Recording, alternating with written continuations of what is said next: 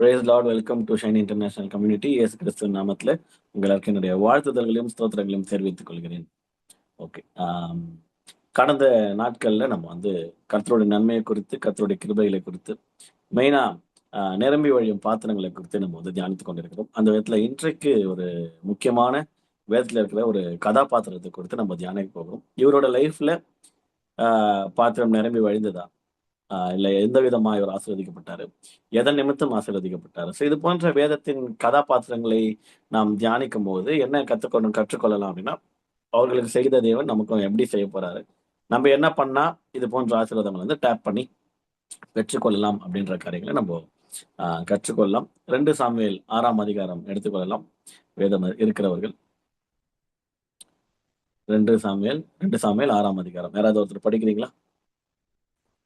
Stop சொல்ற வரைக்கும் படிங்க. நடுவில் நான் இன்டரப்ட் பண்ணா நீங்க ஸ்டாப் பண்ணலாம். அது வரைக்கும் நீங்க படிங்க. 2 சாமுவேல் சாப்டர் 6. பின்பு தாவீது இஸ்ரவேலர் எல்லாருக்குள்ளும் தெரிந்து கொள்ளப்பட்ட 30,000 பேரை கூட்டி, கேருபீன்கள் நடுவிலே வாசமாயிருக்கிற சேனைகளுடைய கர்த்தரின் நாமம் தொழுது கொள்ளப்படுகிற தேவனுடைய பெட்டியை பாலை யூதாவிலிருந்து கொண்டு வரும்படி அவனும் அவனோடு இருந்த அந்த ஸ்தலத்தாரும் எழுந்து போய் தேவனுடைய பெட்டியை ஒரு புது தாவீது இஸ்ரவேல் எல்லாருக்குள்ளும் தெரிந்து கொள்ளப்பட்ட 30,000 பேரை வந்து கூட்டிக் கொண்டு, ஏன்னா இதுக்கு முன்பதாக வந்து ஆர்க் ஆஃப் கவனன்ட், கர்த்தருடைய பெட்டி, அந்த உடன்படிக்கை பெட்டி வந்து இந்த இந்த தருணத்துல அவங்க கிட்ட இல்ல, வேற ஒரு பிளேஸ்ல இருக்கு. ஸோ அங்க வந்து எடுத்துட்டு வரலாமே அப்படின்ற ஒரு பிளான் பண்ணி இவங்க எடுத்துட்டு வராங்க. அதுதான் இதோடைய கான்டெக்ட் பேக்ரவுண்ட்ல. ஸோ இந்த 2ஆம் வசனத்துல இருக்கிற முதல் பாகம் ரொம்ப முக்கியம். கேருபீன்களின் நடுவே வாசமாய் இருக்கிற சேனைகளுடைய கர்த்தரின் நாமம் தொழுது கொள்ளப்படுகிற தேவனுடைய பெட்டி. ஸோ ஜஸ்ட் லைக் தட், அது ஜஸ்ட் ஒரு சாதாரண ஒரு பெட்டி இல்லை, உடன்படிக்கை பெட்டி அப்படின்னு வரும்போது ரொம்ப ரெவரன்ஸோட, ரொம்ப பயபக்தியோட அணுக வேண்டிய ஒரு விஷயம். கேருபீன்களின் நடுவே வாசமாய் இருக்கிற சேனைகளுடைய கர்த்தரின் நாமம் தொழுது கொள்ளப்படுகிற தேவனுடைய பெட்டி. ஸோ அந்த அளவுக்கு வந்து ரொம்ப சீரியஸான ஒரு விஷயம் அது. ஸோ அந்த பெட்டியை வந்து பாலயூதாவிலிருந்து கொண்டு வரும்படி அவனும் அவனோட இருந்து அந்த ஸ்தலத்தாரும் எழுந்து போய் என்ன பண்றான்னு பார்க்கலாம். படிக்கலாமா? தேவனுடைய பெட்டியை ஒரு புது ரதத்தின் மேல் ஏற்றி அதை கிபியாவில் இருக்கிற அபினதாபின் வீட்டிலிருந்து கொண்டு வந்தார்கள். அபினதாபின் குமாரராகிய ஊசாவும் அகியோவும் அந்த புது ரதத்தை நடத்தினார்கள். அவர்கள் ஒரு விஷயம் இங்க புரிந்து கொள்ள வேண்டியது என்ன அப்படின்னா, பெட்டி எந்த அளவுக்கு முக்கியமோ, ஸோ அந்த விதமா ஒரு ரதம் இதுல பார்க்கிறோம். ரதம்னு வரும்போது நம்ம வந்து ரதங்கள்னு வந்து பெரும்பாலும் சேரியட்ஸ் தான் சொல்லுவோம். அதாவது குதிரைகள் இருக்கிற இதுதான் சொல்றோம். பட் இது வந்து மாடுகள் வைத்து அவங்க ஓட்டி போற ஒரு ரதம். ஓகேவா? அது பின்னாடி இருக்கிற வசனங்கள் வரும். தேவனுடைய பெட்டியை தாவீது இந்த இந்த ஒரு மிஷன் ஆப்ரேட் பண்ணும்போது, இந்த காரியத்தை நடப்பிக்கும் போது, முடிஞ்ச அளவுக்கு அவர் சைட்ல இருக்கிற எல்லா ஓட்டைகளையும் அடைச்சு, முடிஞ்ச அளவுக்கு இது பக்காவா பண்ணணும், பிளான் பண்ணி எடுத்துட்டு வரணும். ரொம்ப நாளா கர்த்தருடைய பெட்டி நம்ம கூட இல்லை அப்படின்றத பிளான் பண்ணி புது ரதத்தை அனுப்புறார். புது ரதத்தின் மேல் ஏற்றி அதை கிபியாவில் இருக்கிற அபினதாபின் வீட்டிலிருந்து கொண்டு வந்தார்கள். அபினதாபின் குமாரராகிய 2 பேர் இதுல முக்கியமான கதாபாத்திரங்கள். ஊசாவும் அகியோவும் அந்த புது ரதத்தை நடத்தினார். அவங்க தான் அந்த அந்த சேரியட்டை வந்து நடத்திட்டு வராங்க. 4ஆம் வசனம். அவர்கள் தேவனுடைய பெட்டியை ஏற்றி அதை கிபியாவில் இருக்கிற அபினதாபின் வீட்டிலிருந்து நடத்தி கொண்டு வருகிற போது அகியோ பெட்டிக்கு முன்னாலே நடந்தான். தாவீதும் இஸ்ரவேல் சந்ததியார் அனைவரும் தேவதாரு மரத்தால் பண்ணப்பட்ட சகலவித கீத வாத்தியங்களோடும் சுரமண்டலம், தம்புரு, மேளம், வீணை, கைத்தாளம் ஆகிய இவைகளோடும் கர்த்தருக்கு முன்பாக ஆடி பாடி கொண்டு போனார்கள். ஒரு ப்ராப்பர் செலிப்ரேஷனுக்குள்ள இவங்க போறாங்க. கொஞ்சம் இதை கற்பனை பண்ணோம். இது ஈஸியா நான் ஒரு பிக்சர்ல போட்டுடலாம். என்கிட்ட பிக்சர் இருக்கு. ஏன் போடல அப்படின்னா, உங்களோட கற்பனைக்கு விடுறேன். நல்லா புரிஞ்சுக்கணும்.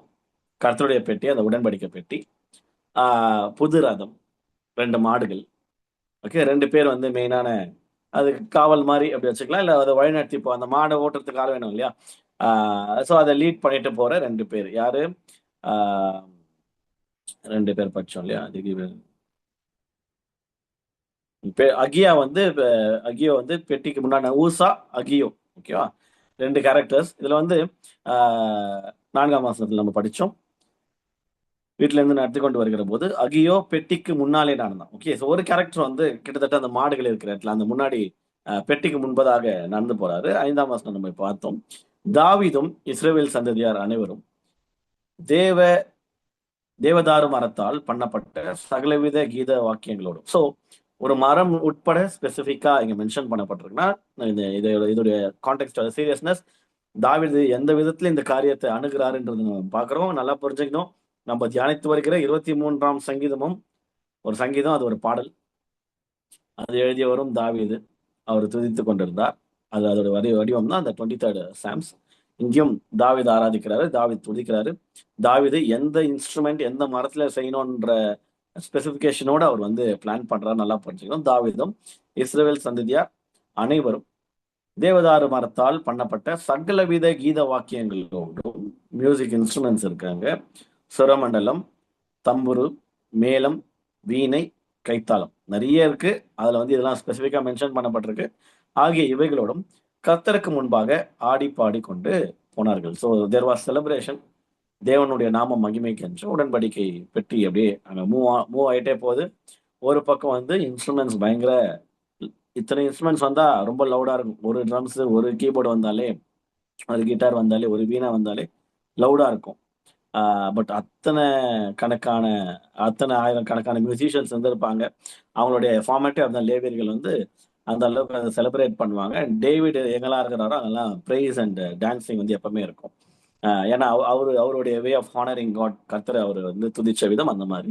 ஸோ இதெல்லாம் சேர்ந்து வந்து கர்த்தருக்கு முன்பாக ஆடி பாடி கொண்டு போனார்கள். கர்த்தருக்கு முன்பதாக நல்லா புரிஞ்சுக்கணும். அவங்க வந்து ஏதோ ஒரு தன்னுடைய பேர் பிரஸ்தாபத்துக்காக ஆடி பாடல, தன்னுடைய கெத்துக்காக அவர் ஆடிப்பார்ல. அவர் கர்த்தருக்கு முன்பதாக, கர்த்தருடைய நாம் மகிமைக்காக, அவருக்கு பிரியமா இருக்கும் என்று இவர் கருதி அந்த செலிப்ரேஷனை, அந்த ஒரு வர்ஷிப்பை இவர் வந்து எடுக்கிறார். 6ஆம் வசனம் படிக்கலாம். அவர்கள் நாகோனின் களம் இருக்கிற இடத்துக்கு வந்தபோது மாடுகள் மிரண்டு பெட்டி அசைத்தபடியினால் ஊசா தேவனுடைய பெட்டியினிடமாய் தன் கையை நீட்டி அதை பிடித்தான். அப்போது அப்ப கர்த்தருக்கு ஊசாவின் மேல் கோபம் உண்டது. அவனுடைய துணிவின் நிமித்தம் தேவன் அங்கே அவனை அடித்தார். அவன் அங்கே தேவனுடைய பெட்டி அண்டையில் செத்தான். ம், ரொம்ப ரொம்ப சீரியஸான ஒரு பைபிள் இன்சிடென்ட். ஒரு பக்கம் சந்தோஷம் ரொம்ப பொங்கி வழியுது. பெட்டி திருப்பி நம்ம ஊருக்கு வருது, தாவீது நகரத்துக்கு வருது சொல்லிட்டு ஹாப்பியா இருக்கிறாங்க. தாவீது வாஸ் ஹாப்பி. சுத்தி இருக்கிற இன்ஸ்ட்ருமெண்ட் வாசிக்கிறவங்களாம் வாஸ் ஹாப்பி. காடும் ஹாப்பியா தான் இருக்கிறாரு. இது வரைக்கும் அந்த ஊசாவும் ஹாப்பியா தான் இருந்தாரு. எல்லாருமே சந்தோஷமா வராங்க. ஆனா தற்செயலா ஆக்சிடென்டலா ஒரு காரியம் நடக்குது. அதுக்கப்புறம் அவங்களுடைய மொத்த சந்தோஷமும் பறிபோகிற ஒரு விஷயத்தை தான் நம்ம இங்க ஸ்கிரீன்ல பார்த்து கொண்டு இருக்கிறோம். இந்த மாதிரிலாம் லைட்னிங்லாம் வந்துச்சான்னு தெரியல. ஆனா அது பிக்சர்ல அது போட்டிருக்கிறாங்க. ஓகேவா? ஓகே, திருப்பி 6ஆம் வசனம் பார்க்கலாம். அவர்கள் நாகோனின் களம் இருக்கிற இடத்துக்கு வந்தபோது, ஒரு பர்டிகுலர் பிளேஸுக்கு வந்தபோது மாடுகள் மிரண்டு பெட்டியை அசைத்தபடியினால். இங்க மாடுகள் ஏன் மிரளுதுன்ட்டு யோசிக்கணும். மைட் பி, தெரியல. அது மாடு மிரளுறதுக்கு 1000 ரீசன்ஸ் இருக்கலாம். இதை பேசும்போது எனக்கு தோன்றது வந்து மைட் பி சுத்தி ரொம்ப லவுடான நாய்ஸஸ், மியூசிக் இன்ஸ்ட்ருமெண்ட்ஸ், இந்த மக்களுடைய இசை, அந்த ஓசைகள் அதிகரித்ததுனாலயா, இல்ல அங்க வேற எதனா ஒரு விஷயத்த பார்த்து மிரண்டு போச்சா, இல்ல அந்த பாதை, அதுக்கு இருக்கிற அந்த ஹெக்டிக், அதான் அந்த உடன்படிக்கை பெட்டியை இழுத்துன்னு போறது, இல்ல பீப்புள் சரௌண்டிங் நாய்ஸ், எதுன்னு தெரியாது. ஏதோ ஒரு காரணத்தினால வந்து மாடு மிரளுது. ஓகேவா? மாடுகள் மிரண்டு பெட்டியை அசைத்தபடியினால் ஊசா தேவனுடைய பெட்டியின் இடமாய் தன் கையை நீட்டி அதை பிடித்தான். பெட்டி கீழே விழுந்துடக்கூடாது. நல்லா புரிஞ்சுக்கணும். ஸ்கிரீன்ல பாருங்க. அந்த பெட்டிக்கு வந்து ஒரு 4 போல்ஸ் மாதிரி இருக்கும். ஐ மீன் 2 போல் 4 பக்கம் இருக்கும். ஜென்ரலா எப்படி பெட்டியை இது பண்ணும் அப்படின்னா, தோள்கள்ல சுமந்து கொண்டு போகணும் லேவியர்கள். பட் தாவீதுக்கு வந்து ஹிஸ்டரி, என்னதான் ஒரு தாவீது சங்கீதக்காரராக இருந்தாலும் ஹிஸ்டரி எந்த அளவுக்கு ரொம்ப ஸ்ட்ராங்கா தெரிஞ்சது அவர் படிச்சுக்கினாருன்னு தெரியல. என்ன நினைச்சாருன்னு தெரியல. ஆக்சுவலா லிட்டரலா எப்படி சுமக்கணும்னா, இந்த மாதிரி வண்டிலாம் ஏற்றிட்டு போகக்கூடாது. மாட்டு வண்டில எல்லாம் லேவியர்கள் அதை வந்து சுமக்கணும். இதுல இன்டென்ஷன் வாஸ் ரைட். உடன்படிக்கை பெட்டி எங்கேருந்து எங்க எடுத்துட்டு போகணுன்ற இன்டென்ஷன் ரைட்டா இருந்தாலும், இவர் பண்ண அப்ரோச், ஓகேவா, அது பண்ண விதம் தவறா இருந்ததுனால ஏதோ ஒரு காரணத்து நிமித்தம் அந்த பெட்டி அசைக்கப்படுது. அந்த மாடு மிரள்னதுனால பெட்டியை அசைத்தபடியினால் ஊசா அங்க இருக்கிற ஒருத்தர் கர்த்தர் மேல அதிக கனத்தோடு பயபக்தியோடு, ஐயோ தேவனுடைய பெட்டி கீழே விழுந்துடக்கூடாதே, கொஞ்சம் தாங்கி பிடிக்கலாம்னு சொல்லிட்டு தன் கை நீட்டி அதை பிடித்தான். என்ன நடந்திருக்கணும் அப்படின்னா கர்த்தர் வந்து சந்தோஷப்பட்டிருக்கணும். இதாண்டா செல்லம், சூப்பர்ரா. என்ன எதுன்னு தெரியாம இத்தனை பேர் டான்ஸ் ஆடிக்கின்னு பாட்டு பாடின்னு போறாங்க. நீ மட்டும் பாரு சூப்பரா இந்த இதெல்லாம் நோட்டீஸ் பண்ணி மாடு மேல போட்டு பட்டுன்னு புடிச்ச பாரு, உன்னை ஆசீர்வதிக்கிறேன் நான் சொல்லிட்டு பண்ணல. அங்கே எல்லாரும் பிரமிக்கக்கூடிய, எல்லாரும் பயப்படக்கூடிய ஒரு முக்கியமான நிகழ்வு நடக்குது. என்ன அப்படின்னா, கொஞ்சம் நீங்க அந்த நபருடைய பிளேஸ்ல இருந்தோ, இல்ல அவருடைய மனைவியோட பிளேஸ்ல இருந்தோ, அவருக்கு பிள்ளைகள் இருந்தா அவர்களுடைய பிளேஸ்ல இருந்தோ, ஊசாவுடைய மனைவியாவோ, அவங்க அம்மாவாவோ, அவங்க அப்பாவாவோ, அவங்களோட பிள்ளைகளாவோ வந்து யோசிச்சு பாருங்க. அப்படி என்ன பண்ணிட்டாரு எங்க அப்பா? அதுதான் அந்த கேள்வி இருக்கும். கர்த்தர் அடிக்கிறாரு, அதெல்லாம் ஓகே.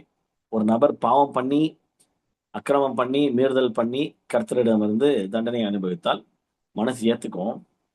இவர் வந்து எல்லாரையும் போலவும் அவர் வந்து ஆஹ், இந்த டீம்ல ஒன் ஆஃப் த மெம்பர்ஸா இந்த இந்த இந்த ஒரு பாதையில நடந்து வரும்போது தற்செயலான எல்லாருக்குமே அந்த ஒரு விஷயம் இருக்கும் பாருங்களேன்.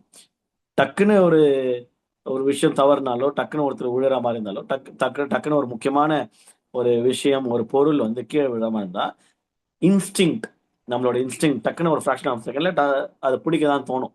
அது தாங்க தான் தோணும். அதுக்கு முன்பதாக அது தொடலாமா, நம்ம வேணாவா, இல்லை தொடர்றதுக்கு தகுதி, இது எதுவுமே தோணாது. அந்த ஒரு இன்ஸ்டிங்க்ட்ல ஒரு முடிவு எடுக்கப்பட்டாலும் கர்த்தர் பாகுபாடு பார்க்கல. God was very serious in this. ஏன்னா அப்பொழுது கர்த்தருக்கு ஊசாவின் மேல் கோபம் உண்டதான். தொட்டதுக்கு அப்புறம், தொட்டது நிமித்தம் தன் கையை நீட்டி அதை பிடித்தான். கை நீட்டி அதை தொடர, அதை பிடிக்கிறார், ஹோல்ட் பண்றாரு. அப்பொழுது கர்த்தருக்கு ஊசாவின் மேல் கோபம் உண்டது, அவனுடைய துணிவின் நிமித்தம்.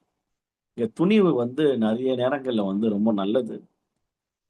எதுக்காக பண்றோம், யாருக்காக பண்றோம், எந்த காரியத்துக்காக பண்றோம், பர்பஸ் என்ன, கடவுளுக்காக பண்றோம்னு நம்ம சொல்லலாம். பட் அந்த துணிவு நல்லதான்றது வந்து நீங்க யோசிச்சு பாருங்க. நிறைய நேரங்கள்ல துணிவு நல்லது, பட் இந்த துணிவு இவருடைய உயிரையே பொறித்தது.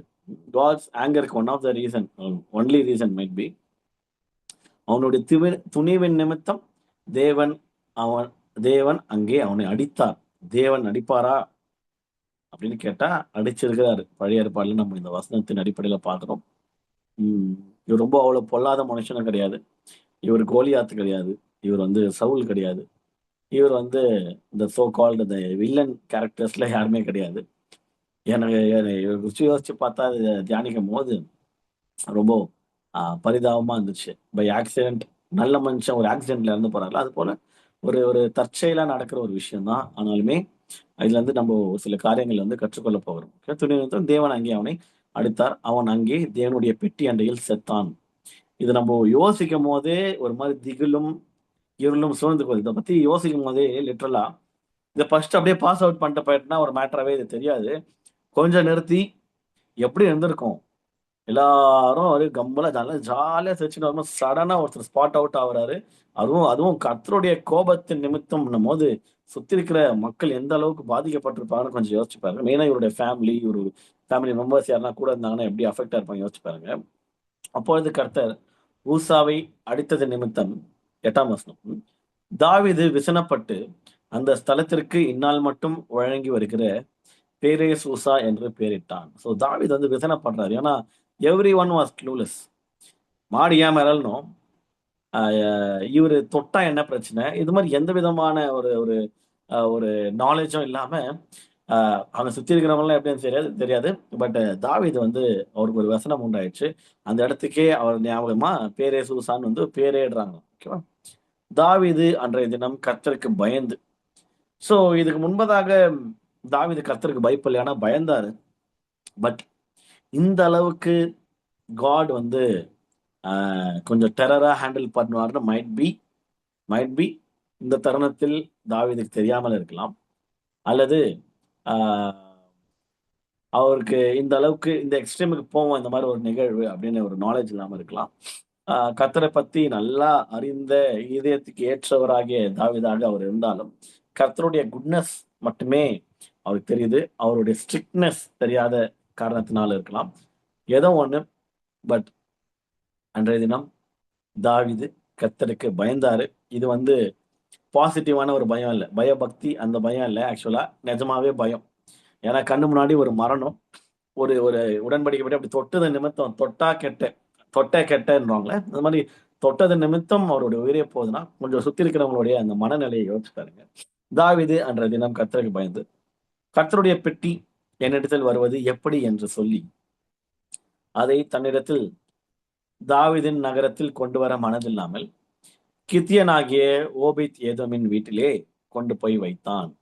இன்றைக்கு நம்ம தியானிக்க போகிற வேத கதாபாத்திரம் வந்து ஊசா அல்ல. நான் ஸ்டார்டிங்லயே சொன்னேன்.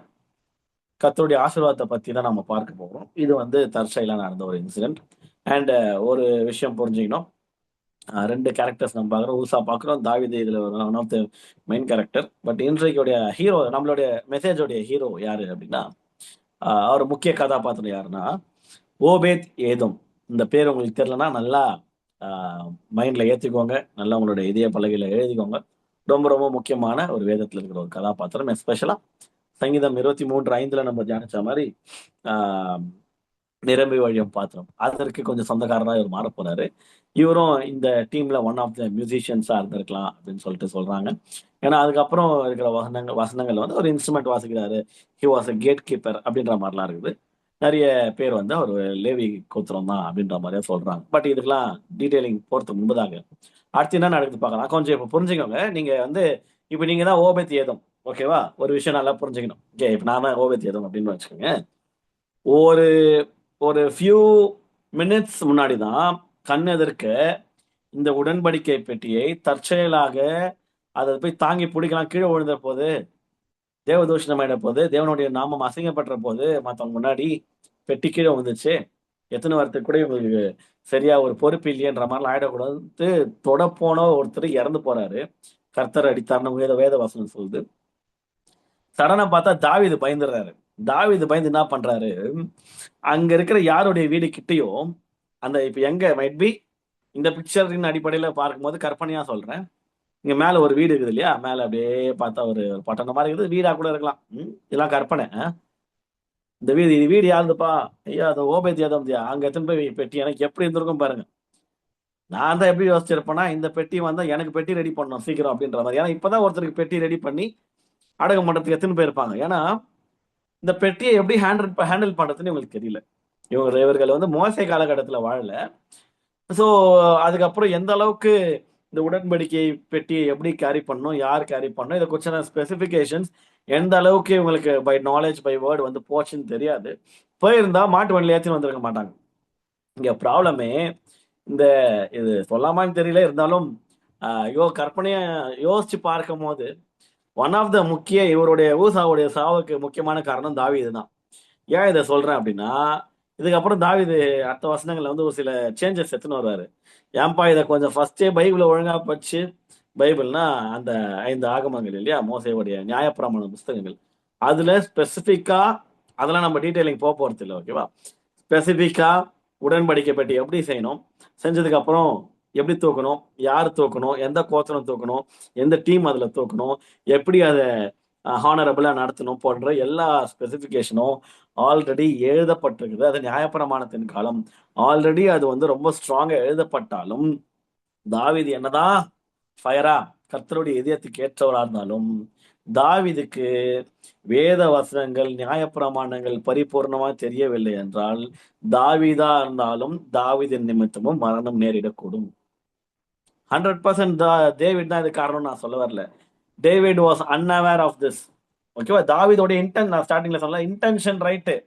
ஐயோ என் செல்லம், என்னுடைய உடன்படிக்கை பெட்டி, என்னுடைய கர்த்தர் அவருடைய அவருடைய ஆஹ் அவருடைய அந்த மன்னா, அவர் கொடுத்த மன்னா, ஆரோனுடைய துளிர்த்த கோல், அந்த கற்பலகைகள் 2 கற்பலகைகள் 10 கமாண்ட்மெண்ட்ஸ் இருக்குல்ல, அது எல்லாமே அந்த உடன்படிக்கை பெட்டியுள்ள தான் இருக்குது. ஐயோ கர்த்தருடைய கணத்திற்குரிய அந்த உடன்படிக்கை பெட்டிய எங்கேயோ எடுத்துன்னு போயிட்டு இருக்கிறாங்களே. நம்ம நகரத்துக்கு எடுத்துட்டு, தாவீது நகரம் கட்டப்பட்டது இல்லையா, நம்ம நகரத்திற்கு எடுத்துட்டு வரலாம். அதுதான் கர்த்தருக்கு ஏற்ற ஒரு காரியமா இருக்குன்றது இன்டென்ஷன் கரெக்ட். எடுத்துட்டு வந்த விதம், மாட்டு வண்டியில எடுத்துட்டு வர்றாரு. ஒரு ஒரு அவர்கிட்ட இல்லாத, நீங்க யோசிச்சு பாருங்க, அவர்கிட்ட இல்லாத ஒரு குதிரை ரதம் வந்திருக்காதா? நீங்க யோசிச்சு பாருங்க. எனக்கு தெரியாது. இது இது வந்து எல்லாமே கற்பனையா தான் நம்ம யோசிச்சாகணும். வேதம் ரீதியா ஸ்ட்ராங் பேக்கப் எதுவுமே கிடையாது. ஓகேவா? அதனால நம்ம வந்து ஜஸ்ட் இமேஜின் பண்ணி பார்க்கலாம். தாவீது ஒன் ஆஃப் த முக்கியமான வேதத்துல இருக்கிற ஒரு கதாபாத்திரம். பயங்கர ரொம்ப எனக்கு தெரிஞ்சு one of the top Bible heroes. இதுல ஒரு மாற்று கருத்தும் இல்ல. ஒரு ஹோல் லைஃப் எடுத்து பார்க்கும்போது. பட் டேவிடுக்கு என்னதான் அவர் நல்லா வேதம் தெரியும். நிறைய எழுதியும் இருக்கிறாரு. நிறைய பாடல்கள் எழுதியிருக்கிறாரு. அவர்கிட்ட ராஜரீகமும் இருந்தது, ஆசாரியத்துவமும் இருந்துச்சு. ஆசாரியத்துவம் எப்படி இருந்துச்சுன்றது இந்த அதிகாரத்திலே கீழே வந்து லேவியர்களுடைய உடைய வந்து அவர் அணிந்து ஆடிக்கொண்டே வராரு. ஆனா அவர் ஆண்டவர் அடிக்கல. ஓகேவா? அதை யோசிச்சு பார்க்கும்போது அவர் யூத வம்சமாச்சே எப்படி அதெல்லாம் பாருங்க. அவருக்குன்னு ஒரு சில பேருக்கு தான் ராஜரீகமும் ஆசாரியத்துவம் ரெண்டுமே கொடுக்கப்படும். பழைய ஏற்பாடுல ரொம்ப ரேர் இந்த வெரைட்டி. ஜீசஸ் கிரைஸ்ட் இருந்துச்சு. அவர் என்னதான் யூத வம்சத்தாரா இருந்தாலும் அவர் வந்து லேவிய ஊழியமும் அவர் பண்ணியிருக்கிறார். ஓகேவா? அவர் வந்து ஆசாரியனும் கூட. யாரு? Jesus Christ. அது போல பழைய ஏற்பாடுல தாவீதும் இது போன்ற ஒரு ஸ்பெசிபிக்கான ஒரு ரொம்ப தேர்ந்தெடுக்கப்பட்டவர்கள் ஒருத்தர். தாவீது வந்து இதுக்கப்புறம் இதே அதிகாரத்துல வரும்போது எல்லாரும் இவங்க போட்டுக்கிறாங்க இல்லையா, இந்த வெள்ளை கலர் ட்ரெஸ், லினன் எஃபோர்ட் அப்படின்னு சொல்லுவாங்க இங்கிலீஷ்ல. கீழே படிச்சீங்கன்னா உங்களுக்கு தெரியும். அது நம்ம இப்ப படிக்க போறதுல, ஆனா நீங்க அப்புறம் படிக்கங்க. அந்த உடையை போடுறாரு. ஆண்டவர் அடிக்கல. இதை கொஞ்சம் யோசிக்கணும். அப்போ ஒரு ட்ரெஸ், லேவியனுடைய ட்ரெஸ் இவங்க தான் போடணும், அவங்க தான் அதை ஆசாரிக்கணும். அத யூத வம்சத்துல வந்து தாவீது போடும்போது ஆண்டவர் அடிக்கல. பிகாஸ் அது அவருக்கு விஷயம் இல்லை. ஏன்னா ஆண்டவர் வந்து அவர் வந்து ஒரு ஆசாரியனாவும் பார்க்கிறார், ராஜாவும் பார்க்கிறார். ஸோ காட் அந்த விஷயத்துல எல்லாம் எங்கெங்க காம்ப்ரமைஸ் பண்ணுமோ அங்க பண்ணிக்கிறாரு. அந்த ஆசாரியத்துவம் இருக்கோ தான் அவர் அனுமதிச்சாலும் கூட. அப்படி இருக்கிற பட்சத்துல இந்த ஒரு விஷயம் அவர் வந்து இன்ஸ்ட்ரக்ட் பண்ண மறந்துட்டாரோ, இல்ல இன்னும் பெட்டரா ஹேண்டில் பண்ணிருக்கலாமோ, இல்ல மாடுனாலே மிரளும் அப்படின்னு அறிஞ்சு ஒரு குதிரை ரதத்தையாவது அனுப்பியிருக்கான். இது எதுவுமே இல்லாதனால என்ன யோசிச்சாருன்னு தெரியல. டக்கு டக்குன்னு அவசர அவசரமா பண்ணாரா தெரியல. இல்ல குதிரை ரொம்ப ஃபாஸ்டா ஓடக்கூடிய ஒரு தன்மை வாய்ந்தது. பெட்டி தூக்கி தூக்கி போடணும்னு நினைச்சாரு. ஸ்லோவா மூவ் பண்ணின்னு வரலாம். டான்ஸ் ஆடிக்கினே பாட்டு பாடினே அப்படின்ற கான்செப்ட் யோசிச்சாரு தெரியல. ஒரே ஒரு தப்பு, பெரிய தப்பு ஒண்ணு பண்ணிட்டாரு. என்னன்னா, பெட்டியை எப்படி சுமக்கணும் என்ற கர்த்தர் சொன்ன பர்டிகுலரான ஸ்பெசிபிகேஷன்ஸ் இதுனா இப்படிதான் இருக்கணும்னு அவர் சொல்லியிருப்பார். அதை இவர் கடைப்பிடிக்கல. அதன் விளைவு ஒரு உயிர் அன்னைக்கு பறி போச்சு. இப்போ ஆல்ரெடி ஒருத்தரை வந்து பொட்டியில வச்சிட்டாங்க. ஓகேவா? பொட்டியில வச்சு கொஞ்ச நேரம் ஆகல. தாவீது சொல்றாரு, "எப்பா யாருப்பா வீடு பக்கத்துல?" "ஐயா, ஓபேத் ஏதோம் வீடு இங்கதான் எனக்கு எதிரில் தெரிந்து போறேன்." அவங்க வீட்டுல போய் பெட்டியனா எவ்வளோ ஒரு பயம் இருந்திருக்கும்னு கொஞ்சம் யோசிச்சு பாருங்களேன். ஏன்னா பெட்டி நிமித்தம் தான் மரணம். அதுல எல்லாருக்குமே தெரியும். இங்க இருக்கிற எல்லாருக்குமே தெரியும் கர்த்தருடைய கோபம். இப்ப இது தெரியாது இவங்களுக்கு. ஒரு சில பேருக்கு ஏன் அடிச்சாருன்னு தெரியாது. கர்த்தருடைய கோபம் வந்துச்சு, செத்து போயிட்டான். காரணம் இந்த பெட்டி, அது மட்டும் தெரியும். அதுக்கப்புறம் தாவீது போறாரு, அனலைஸ் பண்றாரு, எடுத்து ஆகமங்களை படிக்கிறாரு, நியாயப்பிரமாணங்களை படிக்கிறாரு. ஓஹோ, இதுலதான் தப்பு பண்ணிட்டோமாடான்னு லேட்டரா தான் அவருக்கு ரியலைசேஷனுக்குள்ள வராரு. பட் ஜென்ரலா அங்க இருந்த லைவ் ஆடியன்ஸ்க்கு இது எதுவுமே தெரியாம இருக்கலாம். மைட் பி லேவியர்களுக்கு தெரிஞ்சிருக்கலாம். லேவியர்கள் என்னதான் இதெல்லாம் நல்லா படிச்சாலும் ஏன் தாவீது கிட்ட அவங்க சொல்லலைன்னு நமக்கு தெரியாது. ஏதோ ஒரு காரியத்தினால அனுமதிக்கப்பட்டாயிற்று. இப்போ ஓபேத் ஏதோமோட வீட்டுல கொண்டு போய் வைத்தான்னு தெளிவா இருக்கு. இப்போ இவ்வளோ ஒரு மரணத்திற்கு ஒரு காரணமாகிய ஒரு நபருடைய மரணத்திற்கு ஒன் ஆஃப் த ரீசன் ஆகிய இந்த கர்த்தருடைய பெட்டி, இந்த உடன்படிக்கை பெட்டி எடுத்துன்னு போயிட்டு ஓபேத் ஏதோமின் வீட்டுல வைக்கிறாங்க. வசனம் சொல்லுது இப்படியாக, அந்த ஓபேத் ஏதோமின் வீடு இருள் சூழ்ந்தது. அடுத்த நாட்கள்ல ரொம்ப மோசமான வியாதிகளும் வியாகுலங்களும் வந்தது அப்படின்னு தான் எதிர்பார்க்கணும். நியாயமா எனக்கு கிட்டத்தட்ட ஒரு மரணத்திற்கு ஏதுவான ஒரு கருவி ஆயிடுச்சு. சிலுவைக்கு டஃப் கொடுக்குற அளவுக்கு தொட்ட கெட்ட அதுதான். தொற்றாத தொற்றாத தொட்டனா நீ எப்ப வேணா செத்துற வாய்ப்பு இருக்குதுன்ற அளவுக்கு ரொம்ப சீரியஸான ஒரு ஒரு ஒரு ஒரு ஒரு ஒரு பொருள் எப்படி மாறுதுன்ற அடுத்த வசனத்துல நம்ம படிக்கலாம். 11th verse. கர்த்தருடைய பெட்டி கித்தியனாகிய ஓபேத் ஏதோமின் வீட்டிலே 3 மாதம் இருக்கையில் கர்த்தர் ஓபேத் ஏதோமையும் அவன் வீட்டார் அனைவரையும் ஆசீர்வதித்தார். அல்லேலூயா. இங்க ஒரு முக்கியமான ஒரு ரகசியத்தை நம்ம வந்து கற்றுக்கொள்ள வேண்டும். கர்த்தருடைய பெட்டி எங்க இருக்கணும், யார்கிட்ட இருக்கணும், எப்படி இருக்கணும், எப்படி இருக்கக்கூடாது, யார் ஆசீர்வதிக்கணும், யார் அடிக்கணும், எல்லாமே கர்த்தருக்கு தான் வெளிச்சம். கர்த்தருக்கு தான் தெரியும். கர்த்தருடைய சித்தம்னு கூட சொல்லலாம். யோசிச்சு பார்க்கும்போது, ஒரு தாவீதுடைய இடத்துல இருந்து யோசிச்சு பார்க்கும்போது, என்னவோ ஏதோ தெரியாது. கிட்ட யாருன்னா வீட்ல பத்திரமா வச்சுக்கோங்கப்பான்ட்டு நான் போறேன்ட்டு இவரு கிளம்பி போயிடுறாரு. அப்பேற்பட்ட ஒரு திகில் இருக்கிற இடத்துல கர்த்தருடைய பெட்டி வந்து நிற்கும்போது, இந்த ஓபேத்யேதோமின் வீட்டிலே எத்தன மாசம் இருந்துச்சாம்? 3 மாதங்கள் இருந்துச்சாம். 90 நாட்கள். எப்படி இருந்திருக்கும்னு யோசிச்சு பாருங்க. தாவீது மைட் பி யோசிச்சிருக்கலாம். பாவம் இந்த புள்ள என்ன ஆகப் போதோ? வேற வழி இல்லாம வச்சுட்டு வந்துட்டோமே. ராஜா அவர்தான் இல்லையா? வேற வழி இல்லாம வச்சுட்டு வந்துட்டோமே! அப்படின்ற மாரி அவருக்கு குறிச்சு கன்சர்ன் இருக்கலாம். ஆனாலுமே அவருக்கு போற டேட்டா என்னன்னா, 3 மாதங்கள் பெட்டி அங்க இருந்துச்சாம். கர்த்தர் ஓபேத்யேதோமையும், அவன் வீட்டார் அனைவரையும் ஆசீர்வதித்தார். பெட்டியின் நிமித்தம் ஆசீர்வாதம். உடன்படிக்கை பெட்டியின் நிமித்தம் இவருடைய ஃபேமிலி பிளஸ் பண்ணப்படுது. அநேகருக்கு ஒரு டவுட், கன்ஃப்யூஷன் ஆயிட்டு இருக்கும். இப்ப நம்மளுக்கே இது ஆகுது இல்லையா? தொட்டா செத்து போறான். இன்னொருத்தன் அவங்க வீட்ல வச்சுக்கிறான். இவர் தொட்டாரான்லாம் தெரியாது. வேதத்துல அப்படிலாம் போடல. வீட்டுக்கு எடுத்துன்னு போய் அப்படியே வச்சுட்டு, அப்பா தயவு செஞ்சு லேவியர்கள் தான் இறக்கி வச்சிருக்கணும். எடுத்து வச்சிடுறாங்க. அது நிமித்தம் வந்து இவர் மட்டும் ஆசீர்வதிக்கப்படுறாரு. இவரோட நீக்கல, அவர் வீட்டாரும் ஆசீர்வதிக்கப்படுறார்கள். இப்போ சங்கீதம் 23:5 நம்ம லிங்க் பண்ணலாம். என் பாத்திரம் நிரம்பி வழிகிறது தாவீது எழுதும்போது, பக்கத்துல இன்கேஸ் அந்த நாட்கள்ல கொஞ்ச நாட்கள் கழித்து ஓபேத்யேதோம் இருந்திருந்தார் என்றால், இல்ல இது போல எஸ்ஐசி ஆராதனையில அட்டென்ட் பண்ணிட்டு வருஷம் முடிஞ்சதுக்கு அப்புறம் பாத்திரம் யாருன்னா நிரம்பி வந்துச்சான்ட்டு அந்த வாரத்துல கேட்டிருந்தாருன்னா, அந்த 3 மாசமும் ஒரு விஷயம் சொல்லியிருப்பாரு ஓபேத்யேதோம். எல்லா வாரமும் எஸ்ஐசில கை தூக்கிட்டு இருப்பாரு. ஐயா நான் சொல்றேன், சொல்லுங்க என்ன? எங்க வீட்ல ஒரு பெட்டி இருக்குது.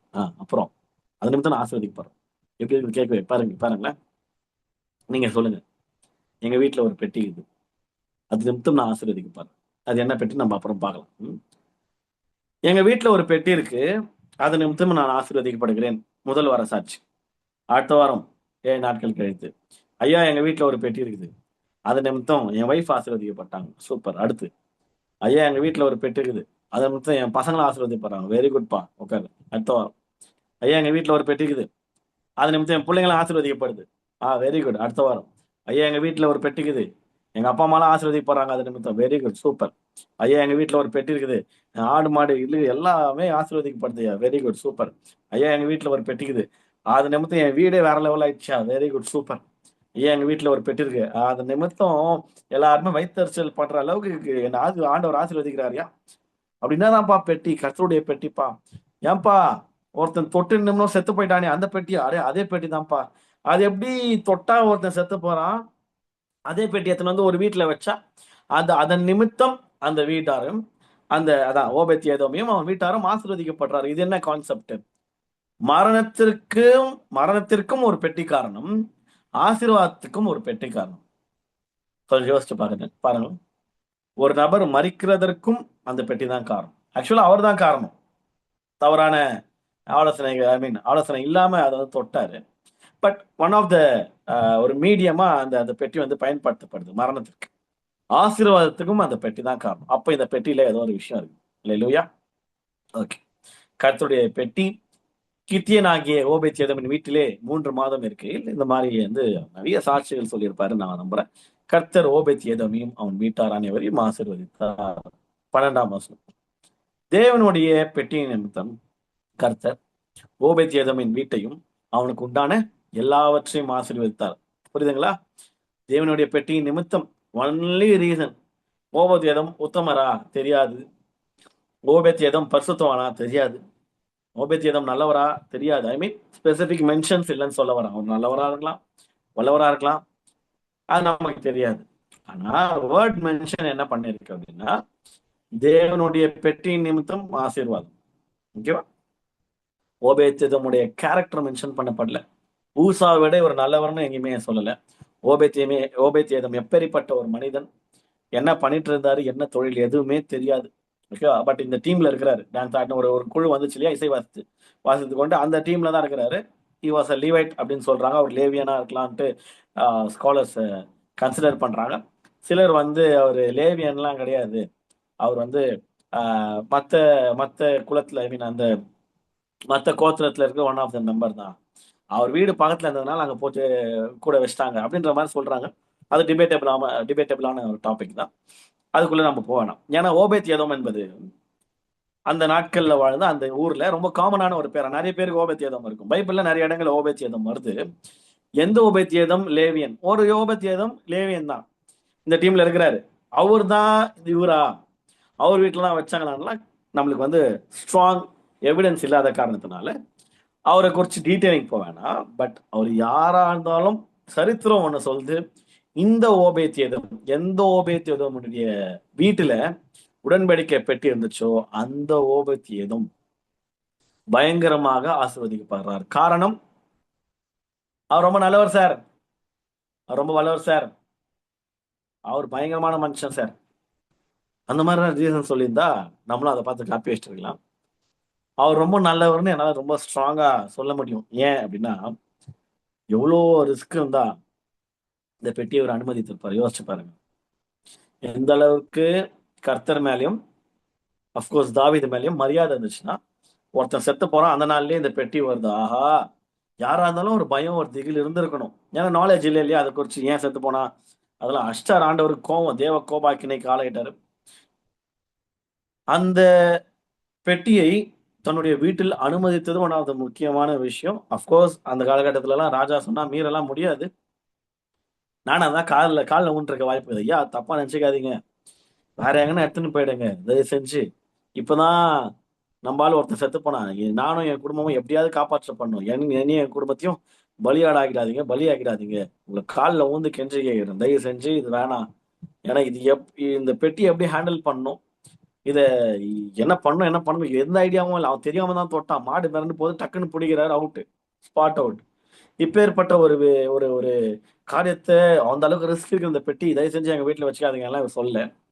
100% அக்னாலஜ்மெண்ட் இவர் கடைசி கொடுத்ததுனால 3 மாதங்கள் ஒரு பெட்டி வீட்டுல இருக்கிறதும், இந்த மாதிரி ஒரு சீரியஸான ஒரு விஷயம் வீட்டுல இருக்கிறது லேஸ்பட்ட காரியமே கிடையாது. பட் இவர் அனுமதித்தார். தேவனுடைய பெட்டியின் நிமித்தம் கர்த்தர் ஓபேத் ஏதோமின் வீட்டையும் அவனுக்கு உண்டான எல்லாவற்றையும் ஆசீர்வதித்தார். எல்லாவற்றையும். அவர், அவர் வீடு, வீட்டில் இருக்கிற நபர்கள், அவனுக்கு உண்டான எல்லாவற்றையும், மைட் பி சொந்தக்காரங்கள் உட்பட, பணம் உட்பட, பொருளாதாரம் உட்பட எல்லா விதமான ஆசீர்வாதங்களும், பினான்சியல் பிளெஸிங்ஸ், மெட்டீரியலிஸ்டிக் பிளெஸிங்ஸ், ஆவிக்குரிய ஆசீர்வாதங்களா இருக்கலாம், எமோஷனல் பிளெஸிங்ஸா இருக்கலாம், வாட் எவர் இட் இஸ், எதெல்லாம் நீங்க பிளெஸிங் யோசிக்கிறீங்களோ, கர்த்தர் எதெல்லாம் பிளெஸிங்னு சொல்றாரோ எல்லாமே சேர்த்து ஒரே ஒரு பொருள்ல கிடைக்குதுன்னா அந்த பொருள் எவ்வளவு வெளியேற பெற்றது யோசிச்சு பாருங்க. தேவனுடைய பெண் வந்து கர்த்தர் ஓபேத்ஏதோமின் வீட்டையும் அவனுக்கு உண்டான எல்லாவற்றையும் ஆசீர்வதித்தார் என்று ஒரு தலைவருக்கு இன்ஃபர்மேஷன் போகுது. அந்த தலைவர் பேர் தான் தாவீது.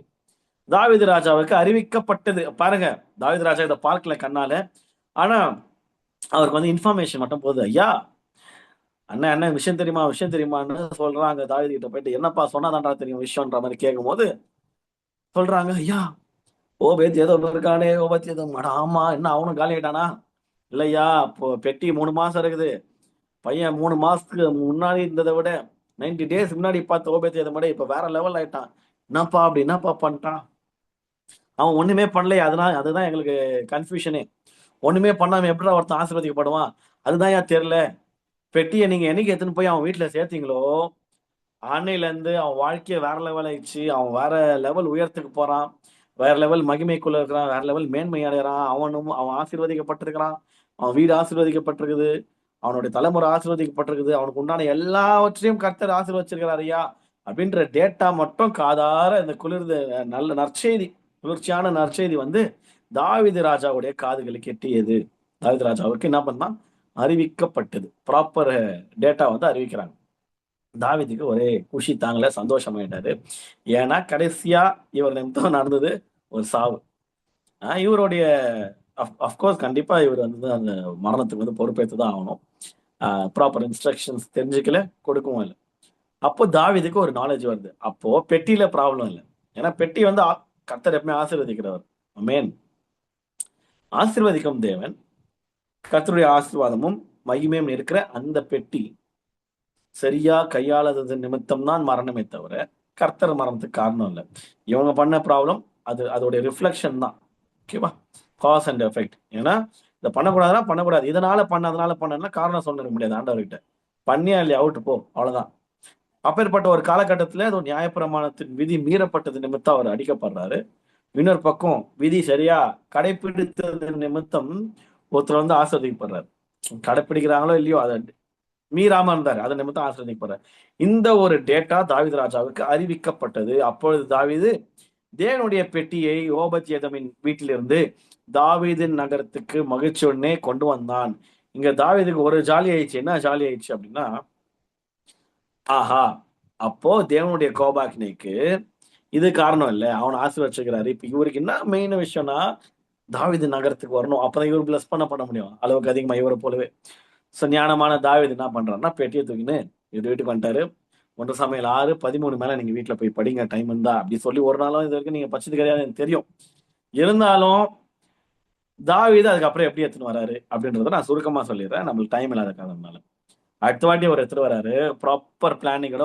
ஃபர்ஸ்ட் கிரானிக்கல்ஸ் 1 நாளாகமத்திலயும் இதை பத்தி இருக்கு. லேவியர்களுடைய முறைமைகளின்படி பெட்டி எப்படி தூக்கணும், யார் தூக்கணும், எந்த மாதிரி தூக்கணும்லாம் பிளான் பண்ணிட்டு திருப்பி ஒரு மாட்டு வண்டி அனுப்பல. தோள்களில 4 பேர் 4 பக்கம். ஓகேவா? இங்க ஒருத்தர் பிடிச்சிக்கினாரு மாட்டிக்கினாருன்னா இந்த பக்கம் 4 பேர். ஓகேவா? அப்படிதான் தூக்கி கொண்டு போகணும். அந்த மாதிரிதான் ப்ராப்பர் கேப் இருக்கணும். எல்லாமே பிப்ளிக்கல். ஓகே, எல்லாமே கர்த்தர் சொன்னது, நியாயப்பிரமாணம். ஸோ இந்த மாதிரிலாம் நடந்துட்டு இதே மாதிரி தான், இதே ஆட்டம் பாட்டம் தான். அதெல்லாம் மாத்திக்கிற பேரு, இதெல்லாம் மாத்திக்கல அவரு. அப்ப அவரு டான்ஸ் ஆடுறது பிரச்சனையா? இந்த விஷயத்துல டான்ஸ் ஆடுறதுலாம் பிரச்சனை கிடையாது. இப்ப துதி பிரச்சனையா? அதுவும் பிரச்சனை கிடையாது. ஆண்டவருடைய கோபாக்கனைக்கு காரணம் செய்யக்கூடாத நீ செஞ்ச, அதனால வேற வழி இல்லாம நான் அடிக்க வேண்டியதா போச்சு, அவ்வளவுதான். சோ அதுக்கப்புறமும் எல்லா ஃபார்மாட்டையும் மாத்தினாரு. ஒன்ன மட்டும் சரி பண்ணிட்டாரு, யாரு தூக்கணுன்றதை மட்டும் நல்ல வேத அறிவை வளர்த்து கொண்டு பண்ணுது. பயங்கர சந்தோஷம், செலிப்ரேஷனோட வராரு.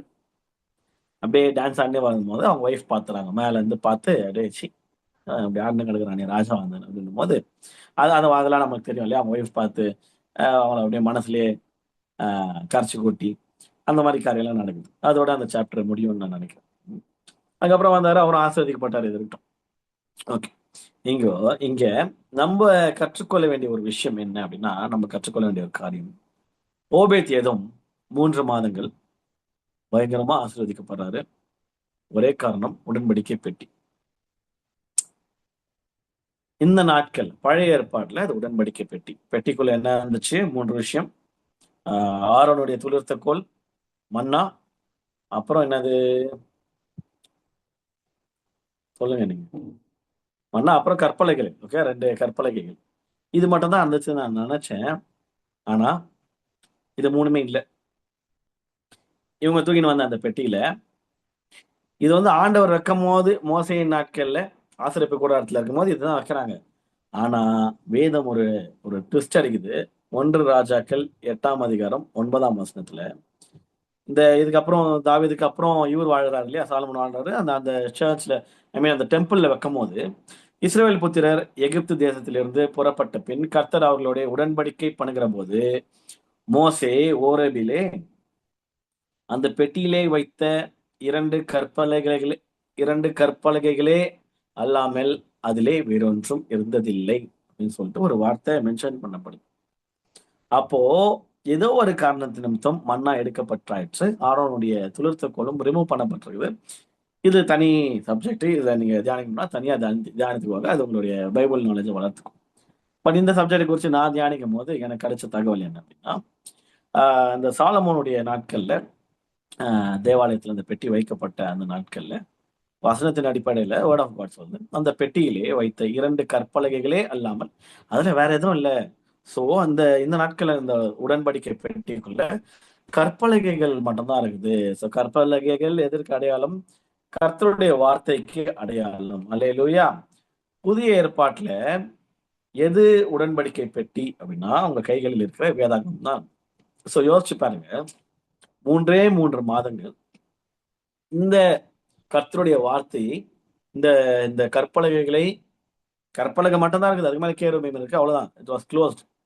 கற்பலகைகளை, கர்த்தருடைய வார்த்தையை சுமந்த அந்த பெட்டி ஒரு நபருடைய வீட்டில் இருந்ததுக்கே அந்த அளவுக்கு அவர் ஆசீர்வாதம் அப்படின்னா, இந்த நாட்கள்ல எஸ்ஐசி திருச்சபையின் மூலமாகவோ, இல்ல உங்களுடைய திருச்சபைகளின் மூலியமாகவோ, இல்ல யூடியூப் மூலியமாவோ, இல்ல நீங்களே வேதத்தை படித்தோ, கர்த்தருடைய வார்த்தை உங்கள் வீட்டில் இல்ல உங்களுடைய இதயத்தில் குடியிருக்கிறது என்றால், ஒவ்வொரு நாட்களும் இந்த இந்த வார்த்தையை உங்களுடைய மனதில் அசை போட்டுக் கொண்டிருக்கிறீர்கள், தியானித்துக் கொண்டிருக்கிறீர்கள் என்றால், எந்த அளவிற்கு நீங்கள் ஆசீர்வதிக்கப்படுவீர்கள் என்பதை கொஞ்சம் கற்பனை பண்ணி பாருங்கள்.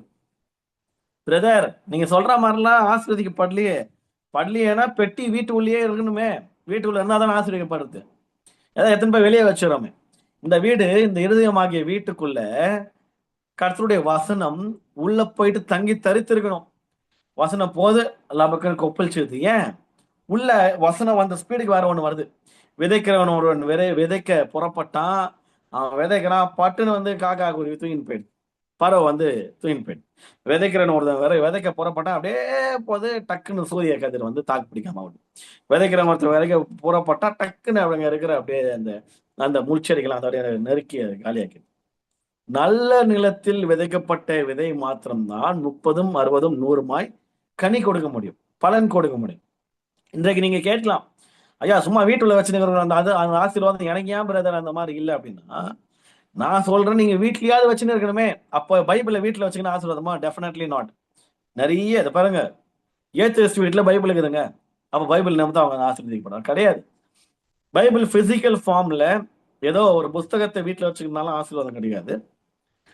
ஏன்னா பைபிளை கீழ்ச்சி கூட போட்டுறாங்க நிறைய பேர் கோவத்துல. அதனால அவங்க ஒன்றும் சபிக்கவும் பற்ற போறது இல்லை. ஏன்னா ஜஸ்ட் ஒரு புக் அப்படியே. அப்போ வேதம் அந்த அட்டையோ அதுக்குள்ள இருக்கிற இந்த பேப்பர்களோ அதற்கு வல்லமை இல்லை. ஆனால் அதற்குள்ள இருக்கிற வார்த்தைக்கு மிகவும் வல்லமை உள்ளது. அந்த வார்த்தைகள் ஏதோ ஒரு விதத்துல நம்மளுடைய இதயத்துல போகணும். போனது மட்டும் இல்லாமல் தங்கி தரித்திருந்து நிலை நிற்கணும். அதற்கு நம்மளுடைய இதயம் பண்படுத்தப்பட்ட இதயமா இருக்கணும். இதயத்தை எப்படி பிரதர் பண்படுத்தப்படுறது? அதுக்கும் வேர்ட் ஆஃப் காட் தான் ஹெல்ப் பண்ணும். கர்த்தருடைய வார்த்தை, ஜெபம், துதி, இது மூன்றுமே அண்ட் சர்ச் ஸ்ட்ராங் டீச்சிங்ஸ் போக போக போக தான் இருதயங்கள் வந்து ரொம்ப ஸ்ட்ராங்கா பண்படுத்தப்பட்டு நல்ல நிலமாகி, அதற்கப்புறம் எந்த அளவுக்கு கர்த்தருடைய வார்த்தை போகுதோ, யார் நினைத்தாலும் உங்களுடைய ஆசீர்வாதத்தை தடுக்க முடியாத அளவுக்கு. இதுல இந்த 3 மாதங்கள் ஒரே ஒருத்தன் கூட இவருடைய ஆசீர்வாதத்தை தடை பண்ண முடியல. காரணம், மனுஷன் கொடுத்த ஆசீர்வாதத்தை தான் மனுஷனால தடை பண்ண முடியும். ஆண்டவர் கொடுத்த ஆசீர்வாதத்தை ஆண்டவர் மாத்திரம் தான் தடை பண்ண முடியுமே தவிர யாரால முடியாது. இங்க ஒரு நல்ல விஷயம் என்ன அப்படின்னா, இதன் நிமித்தம் அவர் வந்து பயங்கரமாக ஆசீர்வதிக்கப்படுகிறார். அல்லேலூயா. ரொம்ப ஸ்ட்ராங் பிளெஸிங்ஸ் அவருக்கு போகுது. இன்றைக்கு நீங்களும் நானும் கர்த்தருடைய வார்த்தையை தியானித்துக் கொண்டிருக்கிறோம். கர்த்தருடைய அன்பை ருசி பார்த்து கொண்டிருக்கிறோம். வேர்ட் ஆஃப் காட் கம்ப்ளீட்டா இருக்கு. சி, ஒரு 10 கட்டளைக்கு நியாயப்பிரமாணம் நியாயப்பிரமாணம் அதுக்கே அவ்வளவு வல்லம் வந்துச்சுன்னா, நம்மளுக்கு நியாயப்பிரமாணம் இருக்குது. அதுக்கப்புறம் அதோட கம்ப்ளீஷனா ஜீசஸ் கிரைஸ்ட் இருக்கிறாரு. நியாயப்பிரமாணத்தை நிறைவேற்ற வந்தேன்னு சொல்றாரு, அவர் இருக்கிறாரு. கிருபை இருக்கு. கிருபையின் காலகட்டத்தில் வாழ்கிற உங்களுக்கும் எனக்கும் இந்த உடன்படிக்கை பெட்டியாக இந்த கர்த்தருடைய வார்த்தை எந்த அளவிற்கு நம்மளுடைய பாத்திரங்களை நிரம்பி வழிய செய்திருக்க வேண்டும், ஆனால் செய்யவில்லை. அந்த அளவுக்கு நான் பிளஸ் பண்ணப்படல அப்படின்னு நீங்க சொன்னீங்கன்னா, the only problem is, or the main problem is, நீங்கள் கர்த்தருடைய வேதத்தை சுமக்கிறதில்லை உங்களுடைய இதயத்துல. கைகள்ல சுமக்குறீங்க, இங்க அக்கல்ல வச்சுக்கிறீங்க, சர்ச்சுக்கு போறீங்க வரீங்க. இங்க இருக்கிற பைபிள் கொஞ்சம் உள்ள போனா நல்லா இருக்குமே. எத்தனை பேரு வார்த்தைக்கு முக்கியத்துவம் கொடுக்குறீங்க? இதுல வந்து இந்த மெசேஜ், இந்த இந்த இந்த சப்ஜெக்ட் வந்து எஸ்ஐஎஸ்ஐக்கு ரெகுலரா வரவங்களுக்கு வந்து பிறந்தவே பிறந்தாது. ஐ மீன் இது ஆப்போசிட்டா பிறந்தாது கேட்கிறவங்களுக்கு. ஐ மீன் நம்மளாம் வேர்டு கேட்க தான் இங்க வரீங்களே, ஓகேவா? அதனால நீங்களாம் கொஞ்சம் சேஃப். நான் ஜென்ரல் கான்செப்ட்ல யோசித்து பார்க்கும்போது நிறைய கிறிஸ்தவர்களுக்கு இந்த கேள்வி இருக்கு. அவனாம் ஆசீர்வதிக்கப்படுறான், இவனாம் ஆசீர்வதிக்கப்படுறான், அவனா இவன் ஆசீர்வதிக்கப்படுறான். எனக்கு ஏன்? எந்த அளவுக்கு வார்த்தைக்கு முக்கியத்துவம் கொடுத்துக்கிறீங்க? எந்த எந்த அளவுக்கு இந்த இந்த இந்த புதிய ஏற்பாடுல இந்த கிருபை நாட்கள்ல வேர்ட் ஆஃப் காட் கர்த்தருடைய இந்த வேதாகமும் எந்த அளவுக்கு உங்களுடைய இருதய பலகைகளில் எழுதப்பட்டிருக்கிறது? எந்த அளவுக்கு அது வந்து இந்த ஃபர்ஸ்ட் ப்ரையாரிட்டி கொடுக்குறோம்? யோசிச்சுப்பாங்க.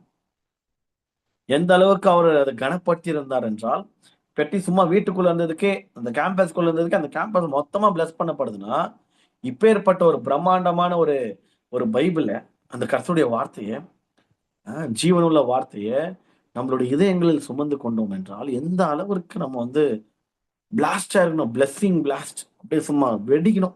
ஆசீர்வாதத்துல பாக்குறவங்களாம், டேய் எப்படிடா உங்களுக்கு மட்டும் எப்படா இதெல்லாம் நடக்குது? ஏதுடா என்னதான்டா பண்றீங்க அப்படி அப்படின்ற அளவுக்கு கன்ஃபியூஸ் ஆயிட்டு சுற்றிலாம் பார்த்து, இப்பேற்பட்ட ஒரு தெய்வத்தை நான் வணங்காம எங்கடா இங்க அங்க ஓடுறோம்? போடா அவன் சபைக்கு, போடா அவங்க கிட்ட போய் கேள்றா என்னதான் சீக்ரெட் ஆஃப் சக்சஸ், வெற்றியின் ரகசியம்.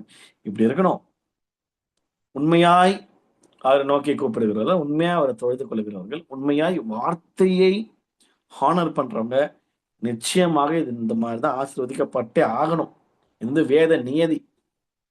முதலாவது தேவனுடைய ராஜ்யத்தையும் அவருடைய நீதியையும் தேடுங்கள், அப்பொழுது இவைகளெல்லாம் உங்களுக்கு கூட கொடுக்கப்படும். அதெல்லாம் ஆட் ஆன்ஸ் தான், வெறும் டிப்ஸ் மாதிரி. மெயின் சேலரி வாங்கிட்டு ஹோட்டல்காரன் வந்து டிப்ஸ் வாங்கிட்டு போவான். அது மாதிரி ஆண்டவர் சொல்ற இதெல்லாம் கூட கொடுக்க டிப்ஸா கொடுக்குறேன். மெயின் சேலரியே ஹியூஜ், அதை தாண்டி இதெல்லாம் டிப்ஸா கொடுப்பாரு. பாருங்க, இந்த கர்த்தருடைய வார்த்தையை இந்த கேட்டுக்கொண்டிருக்கிற எஸ்ஐசி திருச்சபை ஜனமே, ஒவ்வொரு வாரமும் நீங்க ஜூம்ல வந்து லாகின் பண்றது எந்த அளவுக்கு உங்களுக்கு உபயோகன்றதை கொஞ்சம் யோசிச்சு பார்க்கணும். அதனால தான் எஸ்ஐசிக்கு நான் வந்து வற்புறுத்த மாட்டேன் யாரையுமே. எஸ்ஐசிக்கு வந்து நான் வெத்தலை பாக்கு வச்சு யாரையும் இது வரைக்கும் அழைச்சதில்லை. காரணம், நிறைய பேர் சபைக்கு போகாதவங்க இருக்கிறாங்க. எங்களுடைய சண்டே சர்ச்சுக்கு வரவங்க டைம் இருந்தும் வேணும்னே எஸ்ஐசிக்கு வராமல் இருக்கிறாங்க. ஒருத்தருக்கும், ஏன்னா ஜென்ரலாக குரூப்பில் போட்டுரும், லிங்க் அனுப்பிச்சிடும். நான் ஒருத்தருக்கும் போயிட்டு வற்புறுத்தி இல்லை நீங்கள் வந்து அவனுக்கு கூப்பிட்டது கிடையாது. காரணம், வார்த்தையை கனப்படுத்துகிறவர்கள், ஐயோ ஞாயிற்றுக்கிழமை நான் மிஸ் பண்ணிடுறேனே, ஞாயிற்றுக்கிழமை எப்படின்னா ஏதோ ஒரு வேர்ட் ஆஃப் காட் எனக்குள்ள போகணுன்ற தாகம் இல்லாதவர்கள், ஞாயிற்றுக்கிழமை கர்த்தருடைய நாள், அந்த நாளையே மதிக்காதால திங்கட்கிழமை சாயங்காலம் எப்படி வந்துருவாங்க? யோசிச்சு பாருங்க. அதனால யாரையுமே வெத்தலை பாக்கலாம் வச்சு அழுகத்துல. ஏன்னா அவங்களாம் லேசில் ஆசீர்வதிக்கப்பட்டக்கூடாது. பட்டாங்கன்னா சண்டே சர்ச்சுக்கே போக மாட்டாங்க. எஸ்ஐசியை ஒரு காரணம் வச்சுட்டு மண்டே மட்டும் அட்டன் பண்ணிட்டு சண்டே வேலைக்கு போயிடுவாங்க. ஆசீர்வதிக்கலாம் பட்டா, இந்த மாதிரி ஆட்கள் ஆசீர்வதிக்கப்பட்டா பயங்கர ரிஸ்க் கிறிஸ்டியானிட்டிக்கு. ஏன் ரிஸ்க் அப்படின்னா, எல்லாரும் இதே பழப்பத்துப்பான். எல்லாம் ஞாயிற்றுக்கிழமை போயிடுவான், எஸ்எஸ்சிக்கு வந்து உட்காந்துப்பான். நல்லா புரிஞ்சுக்கணும், எஸ்எஸ்சி திருச்சபையின் நோக்கமே sick people first preference, pregnant women. ரொம்ப சந்தர்ப்ப சூழ்நிலை நிமித்தம் physically I am very weak, என்னால் பிசிக்கலா சர்ச்சுக்கே போக முடியாதுன்றவங்களுக்காக திறக்கப்பட்டது தான் ஆன்லைன் சர்வீஸை தவிர மற்றபடி இல்லை. மற்றபடி 2வது ஆராதனை யாருன்னா அட்டன் பண்ணலாம், தாராளமா அட்டன் பண்ணலாம். So this is the reason. Okay, அதனால தான் ஸ்பெஷல் இன்வைட்ஸ் இல்லை. ஏன்னா வரவங்க வார்த்தையை தேடி தாகத்தோடு வார்த்தையை விரும்பி வருகிறவங்களா இருக்கணும். என்னுடைய வற்புறுத்தல்னால வரக்கூடாது, என்ன பிடிச்சும் வரக்கூடாது, நெல்சன் பாஸ்டருக்காக எஸ்ஐசி வரக்கூடாது. அதுதான் என்னுடைய நோக்கம். வந்தாங்கன்னா அவங்களோட இன்டென்ஷன் தப்பு, அவங்களால லாங் லாஸ்டிங்கா இருக்க முடியாது, அவங்க ரொம்ப நாள் தாக்கு பிடிக்க மாட்டாங்க. வற்புறுத்தல் நிமித்தம் தான் வந்தாலும் வேஸ்ட்டு. ஏன்னா லைவ்ல வந்தாலே என்ன நம்ம ஆட்கள் என்ன அழகுல மெசேஜ் கேட்பாங்க நமக்கு தெரியும். தலையை சொன்னின்னு, பேன் பார்த்துக்கின்னு, நகை கச்சிக்கின்னு, தூங்கிக்கின்னு, இந்த மாதிரிலாம். அப்போ ஜூம்லலாம் என்ன மாதிரி அட்டன் பண்ணோம் நமக்கு தெரியும். உங்க வீடியோலாம் ஆன்ல இல்லை. அதனால அதெல்லாம் ரீசன் கிடையாது. வார்த்தையை ப்ரையாரிட்டைஸ் பண்றவங்க ஆட்டோமேட்டிக்கா 7 மணிக்கு லாகின் ஆயிருப்பாங்க. வார்த்தையை ப்ரையாரிட்டைஸ் பண்றவங்க யூடியூப் மெசேஜ் எப்படா கிளிங்குன்னு நோட்டிபிகேஷன் அடிக்கும், எப்படா ஓபன் பண்ணி இந்த மாதிரி மெசேஜை பார்க்கலாம். என் மெசேஜ் பத்தி மட்டும் நான் பேசல, ஜென்ரலாவே வேர்ட் ஆஃப் காட் சத்தியத்தை ரொம்ப ஸ்ட்ராங்கா உண்மையாய் தைரியமா உபதேசிக்கிற யாரா வேணா இருக்கலாம். அவருடைய மெசேஜஸ் நீங்க தேடி தேடி போய் கேட்கிற ஆட்களா? மெசேஜ்லாம் கேட்க மாட்டேன் பிரதர், பைபிள் தான் படிப்பேன். ஐயோ இன்னும் சேஃபா இருக்கிறீங்க நீங்க, ராங் டீச்சிங் ஸ்கூல்ல போக வேணாம் பாருங்க. பைபிளை டெய்லி ஒரு ஒரு ஒரு ஒரு அது ஒரு ஜீவ ஊற்று, அது ஒரு ஆசீர்வாத ஊற்று. அதை விட உலகத்துல எந்த விதமான ஒரு லாட்டரியும் கிடையாது. இப்படி சொல்லலாம், பம்பர் லாட்டரின்னு தெரியுமா?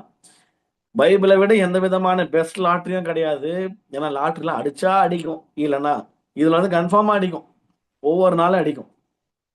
காலைதோறும் எப்படி அவருடைய கிருபை புதியதோ அது போல அவருடைய வார்த்தையை உண்மையும் உத்தமமாய் தியானிக்க வேண்டும். படிக்கிறத பத்தி எனக்கு நான் பேசல, அதான் இங்க மேட்ரு. நிறைய பேர் பைபிளை படிக்கிறீங்க, ஸ்கிப் பண்ணிட்டு போயிருங்க. அதுக்கப்புறம் மெசேஜை கேட்கறதுனால ஆசீர்வாதம் வராது. கேட்டு வாழ்க்கையில தான் நல்ல நிலமா இருக்கணும்னு சொன்னால கேட்டு அப்ளை ஆயிட்டு ரூட் போகணும். வேறு ஊன்றி வளர்ந்தாதான் கனி கொடுக்க முடியும். ஓகே, கனியை பத்தி தான் நம்ம பேசணும். கனி தான் ரொம்ப முக்கியம் கிறிஸ்தவ ஜீவியத்துல. கனிகள்னால் அறியப்படுவோம்.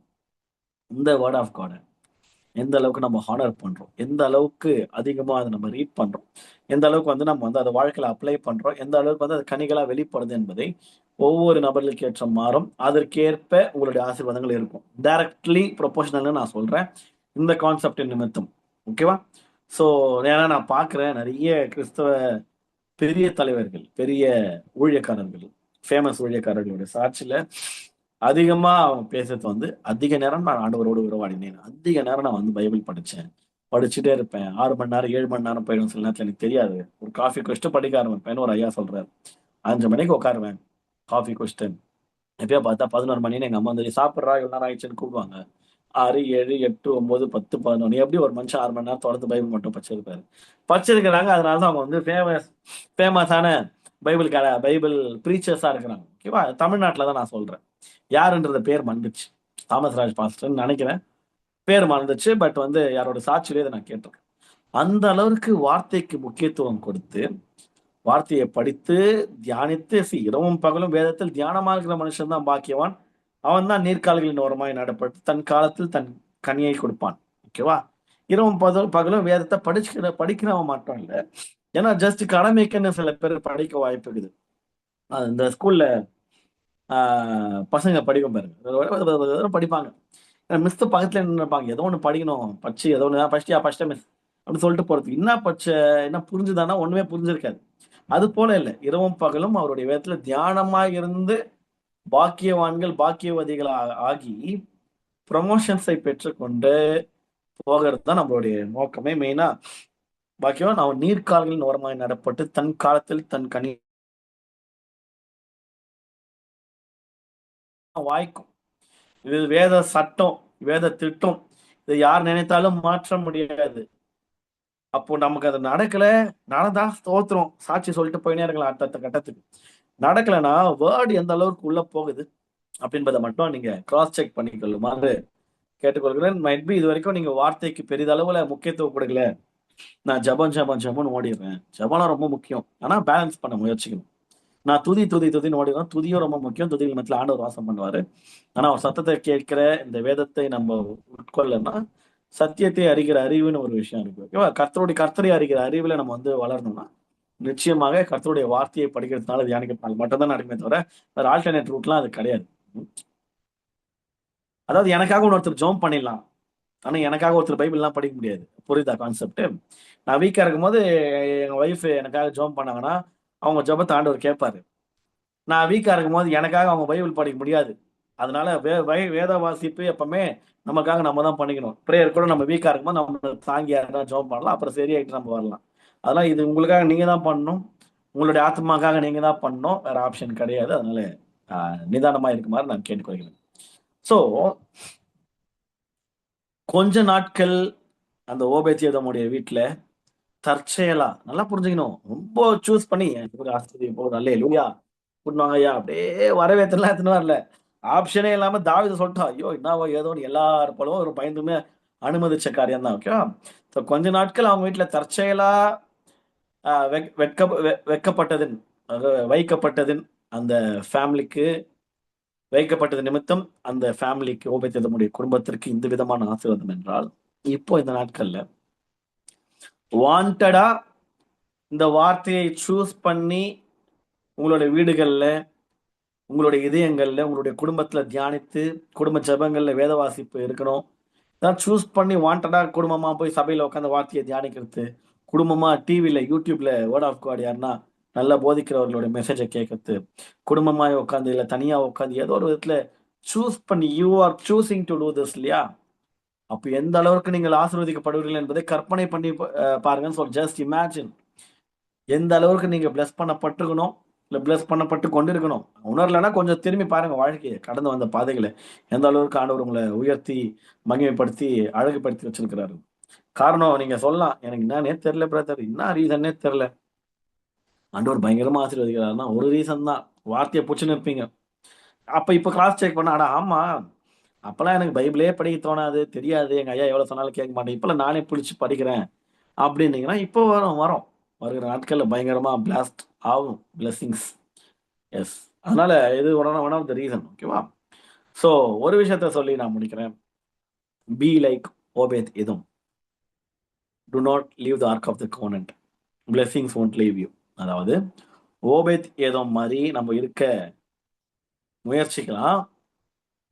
உடன்படிக்கை பெட்டியாக இந்த நாட்கள்ல கர்த்தருடைய வசனத்தை உங்கள் இதயத்திலிருந்து விலக்காமல் காத்தருளுங்க. நீங்கள் இதை விலக்கவில்லை என்றால் ஆசீர்வாதம் உங்களை விட்டு விலகாது. இது போனா ஆசீர்வாதத்தை கூடிய எத்தனை போயிட வாய்ப்பு இருக்குது. வேதம் இல்லாத வீடு கர்த்தருடைய ஆசீர்வாதத்தினால் நிரப்பப்பட வாய்ப்பே கிடையாது. கர்த்தருடைய வேதத்தை தியானிக்காத இருதயங்கள் கர்த்தருடைய ஆசீர்வாதங்கள்லாம் நிரப்பப்படாது. இப்போ இன்னொரு ஆசீர்வாதமா இருக்குது பிசாசுடைய ஆசீர்வாதம். பிசாசும் கொடுப்பான், பிசாசு பணம் கொடுப்பான், பொருள் கொடுப்பான், எல்லா உலக ரீதியான எல்லா ஆசீர்வாதங்களும் பிசாசு கிட்ட இருக்குது. அவன் கொடுப்பான். நம்மளனா ஏத்திஸ்டிங்களை பாருங்க, கடவுளே இல்லைன்னு சொல்றவங்கள பாருங்க, இல்லை இயேசுவை வணங்காத பேர்களை பாருங்க. அவங்களுக்கும் பணம் இருக்கும், பொருள் இருக்கும், எல்லாமே இருக்கும். ஃபிசிக்கலாக கார் இருக்கும், பங்களா இருக்கும், எல்லாமே இருக்கும். ஓகேவா? ஸோ அப்போ அது அப்போ ஆண்டவர் கொடுத்த ஆசீர்வாதம் வச்சுக்கலாமா? Definitely not. ஸோ கர்த்தருக்குரிய ஆசீர்வாதங்கள், கர்த்தர் கொடுக்குற ஆசீர்வாதங்கள், இதில் இப்படியும் நினச்சிடக்கூடாது. அப்போ ஆவிக்குரிய ஆசீர்வாதங்கள் மட்டும்தானா? அப்போ காரு, இந்த இந்த பொருள், இந்த பணம்லாம் இல்லை, இல்லை இல்லை, இதுவும் கர்த்தருக்குரிய ஆசீர்வாதம் தான். எல்லாமே மிக்சர் தான் சொன்னேன். வீடும் அவனுக்குரிய எல்லாவற்றையும்னா எல்லாவற்றையும் தான். ஓகேவா? அவருடைய ஆசீர்வாதம் கம்ப்ளீட்டா இருக்கும், சமாதானம் மெயினா இருக்கும். ஓகேவா? எது இருந்தாலும் அதுக்கு பரிபூர்ணமா இருக்கும், ஹோல்னஸ் இருக்கும், சமாதானம் இருக்கும். அது மட்டும் புரிஞ்சுங்க. அங்கதான் காட்ஸ் பிளெஸிங் இருக்கும். கொஞ்சமா இருந்தாலும் பரிபூர்ணமா இருக்கும். நிறைய ஆகும்போது அங்கேயும் பரிபூர்ணமா இருக்கும். நிறைய பேருக்கு கொஞ்சமா இருக்கும்போது நல்லா இருந்தா, நிறைய ஆசீர்வாதம் வந்ததுக்கு அப்புறம் சமாதானம் இல்லைன்னுவாங்க. அப்போ ஏதோ ஒரு விஷயம் வார்த்தைக்கு இடம் கொடுக்காம அந்த ஆசீர்வாதத்தை பிசாசு தள்ளினானா இல்லையான்னு கிராஸ் செக் பண்ணிக்கணும் அவங்க. ஏன்னா தவறான வழிகள்ல எல்லாம் சம்பாதிக்கிறாங்க. அதெல்லாம் சமாதானத்தை கொடுக்க வாய்ப்பு கிடையாது. அதனால எல்லா ஆசீர்வாதத்தையும் கர்த்தர் கொடுத்தாருன்னு நினச்சிக்காதீங்க. கர்த்தர் கொடுக்குற ஆசீர்வாதம் தான் கர்த்தர் கொடுப்பாரு. ஓகேவா? ஸோ ஓபேதேதம் மாதிரி இருக்கலாம். மெயினா இதை நான் புஷ்டனா ஆசீர்வாதத்தை நான் புடிச்சா மாதிரி. ஆசீர்வாதம் பின்னாடி ஓடுறவங்க கொஞ்சம் நிறுத்துங்க, ஆண்டவர் பின்னாடி ஓடுங்க. ஏன்னா ஆசீர்வாதமே ஆண்டவர் பின்னாடி தான் ஓடுனுக்குது. நன்மையும் கிருபையும் என்ன தொடரும். அப்போ இப்ப இப்படி எத்தக்கூடாது யாரும். நன்மையும் கிருபையும் பின்னாடி நான் ஓட போறேன் இல்ல, என் பின்னாடி தான் அது தொடரணும். அதுதான் நியதி. சங்கீதக்காரர் தெளிவா சொல்லி அனுபவித்து சொல்லுகிறார் பாருங்க. பாருப்பா, நம்ம இந்த நன்மைக்கு பின்னாடி கிருபைக்கு பின்னாடி ஓடுற குரூப்லாம் கிடையாது. நான் ஆண்டவர் பின்னாடி ஓடும். கர்த்தர் என் மெய்ப்பராக நான் நம்புகிறேன். கர்த்தர் என் மெய்ப்பர், அவர் பின்னாடி நான் போறேன். அவருக்கு பின்னாடி நான் போறேன். என் பின்னாடி எது வரணும்? நன்மை வரும், கிருபை வரும், ஆசீர்வாதங்கள் எல்லாமே நம்மள ஆட்டோமேட்டிக்கா ஃபாலோ பண்ணும். அல்லேலூயா. ஓகே. எஸ். ஒரு விஷயம் திரும்பி நான் நினைப்பூட்ட கடமைப்பட்டிருக்கிறேன். ஒரு மரணத்துக்கு அப்புறம் அவர் வீட்ல வந்து அந்த உடன்படிக்கை பற்றி சேர்க்கப்பட்டது. ஆசீர்வாதத்துக்காக அவர் அத அலோவ் பண்ணல. அது அது அவருக்கு தெரியவும் தெரியாது. வந்த ஆசீர்வாதம்லாம். ஸோ அவர் அலோவ் பண்ணது நிமித்தம் ஆசீர்வதிக்கப்படுறார். அதுபோல அதனால தான் திருப்பி சொன்னேன். பைபிள் கச்சா ஆசீர்வாதம். அப்படி படிக்காதீங்க. அது நல்லா இருக்காது. படிக்கவும் மாட்டோம். தியானிக்க தோணாது. பைபிள் கச்சா ஆசீர்வாதம் படிக்கலாம். அப்படி இல்ல. உண்மையான லவ்வோட, உண்மையான அன்போட கர்த்தரை பிடிச்சு, வேதத்தை பிடிச்சு, கர்த்தர் கர்த்தரை அறிகிற அறிவு எனக்கு வேணும். நிறைய ஆண்டவருடைய நாலேஜ் வேணும். வேதத்தை நான் இன்னும் ரசித்து ருசித்து ருசி பார்க்கணும்னு நீங்க படிங்க. ஆட்டோமேட்டிக்கா பிளெஸிங்ஸ் வில் ஃபாலோ. அதனால தான் நான் சொன்னேன் இல்லையா, ஓபிதேதம் மாதிரி இருங்க. இன்னும் எதுவும் தெரியல, வச்சாரு ஆசீர்வாதம். இந்த வசனத்தை இந்த இந்த மெசேஜுக்கு ஒரு டைட்டில் வைக்கணும்னா எனக்கு தோணுச்சு. ஃப்ரம் தொட்டா கெட்ட இப்பேற்பட்ட ஒரு சூழ்நிலையிலேருந்து இப்போ புதிய ஏற்பாட்டில் கிட்டன்ட்டர். அல்லேலூயா. பழைய ஏற்பாட்டில் யோசிச்சு பாருங்க, தொட்டான் செத்து போயிட்டான். தொட்டா கெட்டன்ற மாதிரி அது தொடுறதுக்கே ஒரு பயம். ஆனா இப்போ அந்த வேதத்திலே இருதயத்துல எழுதுறேன்டா நானு. உன் இதயத்துல தான் உன் ஆவியில நான் வாசம் பண்ண போறேன். இதயத்துல நான் நான் ஆளுகை செய்யறேன். இதயத்தை எனக்கு கொடுன்னு சொல்லிட்டு வார்த்தையாகிய தெய்வம், அந்த இயேசு கிறிஸ்து வார்த்தையின் வடிவத்துல நம்மளுடைய இதயத்துல வாசம் பண்றாருன்னா, இப்ப எந்த அளவிற்கு அவர் வந்து அவருடைய கான்செப்டே மாத்திர. ஒருத்தன் தொட்டு செத்து போயிட்டான். நம்மளை விட நல்லவரா கூட அவர் இருந்திருக்கலாம். ஆனா நம்ப வார்த்தையை உட்கொள்றோம், தியானிக்கிறோம், இயேசுவை அப்படியே இதயத்துல உள்ள அனுமதித்து கொண்டிருக்கிறோம். வாரம் வாரம் சில பேர் தினமும். எந்த அளவுக்கு அவருடைய லவ் மாற்றி தொட்டா கெட்டல இருந்து வாடாச்சலம் கிட்டன்ற அளவுக்கு நம்மளை அணைத்து கொண்டிருக்கிறார் என்றால் எவ்வளவு பெரிய ஒரு மாபெரும் பாக்கியம். அந்த நாட்கள உடன்படிக்கை பெட்டி இவர்கள் தான் சுமக்க வேண்டும் என்ற நியதி இருந்தது. அதனால்தான் தப்பான ஆள் தொட்டு இறந்துட்டாரு. ஆனா இப்ப அப்படிலாம் கிடையாது. யாரெல்லாம் அப்பாவை பிடிக்குதோ வாடா, நான் வரோம் உங்ககிட்ட அப்படின்ற மாதிரி. பாருங்க, நம்ம புறஜாதிகள் தான், நம்ம யூதர்கள் கிடையாது, நம்ம லேவி கோத்திரம்லாம் கிடையாது. ஆனா அப்பேற்பட்ட ஒரு பாக்கியம் அந்த வார்த்தையானவர் நம்மளை தேடி. போன வாரமே நான் சொன்னேன் இல்லையா, இருக்கிறதுலே பிக்கெஸ்ட் பிளெஸிங் ஒரு நபருக்கு வந்து பிக்கெஸ்ட் கிருபை நம்ம யோசிச்சு பார்த்தா வேதத்தை யோசிங்க. உங்களுக்கு படிக்கிற பாஷையில பைபிள் இல்லைன்னா கற்பனை பண்ணி பாருங்க. தமிழ்ல இல்ல பைபிள். ஏன்னா நிறைய லாங்குவேஜஸ்ல இல்லை ஒண்ணுமே. டிரான்ஸ்லேட் பண்ணிட்டு இருக்கிறாங்க. தமிழ்ல இல்லை, என்ன பண்ணியிருப்பீங்க? யாரோ ஒருத்தர் இங்கிலீஷ்ல படிச்சுட்டு அரைக்குறையா டிரான்ஸ்லேட் பண்ணுவாங்க. நிறைய இங்கிலீஷ் டு தமிழ் பண்ணாலே நிறைய மிஸ்டேக்ஸ் இருக்கலாம். இல்லை ஆங்கில பிரசங்கியார்களுடைய மெசேஜஸ், அது ஜாய்ஸ் மேயர் எல்லாம் இருப்பாங்க இல்லையா, அவங்க மெசேஜ் எல்லாம் டிரான்ஸ்லேஷன் பண்ணி இந்த மாதிரி டிவிங்களில் போடுவாங்க இல்லையா, இந்த கிறிஸ்டியன் சேனல்ஸ். அந்த மாதிரி யாரா டிரான்ஸ்லேட் பண்ணி போட்டால் தான் உண்டு. அப்போ நம்ம ஊர் பிரசங்கியார்கள் நீங்க யோசிச்சு பாருங்க. தமிழ் பைபிள் இல்ல, உங்க வாழ்க்கை எப்படி இருக்கும்? நான் சொல்றேன், இருளா இருக்கும். தமிழ் பைபிள் இல்ல. எனக்கு தமிழ் மட்டும் தான் தெரியும்னு வச்சுக்கலாம். இங்கிலீஷ் தெரிஞ்சவங்களுக்கு பிரச்சனை இல்ல, தப்பிச்சுக்கினாங்க. ஆங்கிலம் தெரியாது, பிற மொழி தெரியாது, எனக்கு தமிழ் மட்டும் தான் தெரியும். தமிழ் பைபிள் இல்ல. சபைகள் எப்படி இருக்கும்?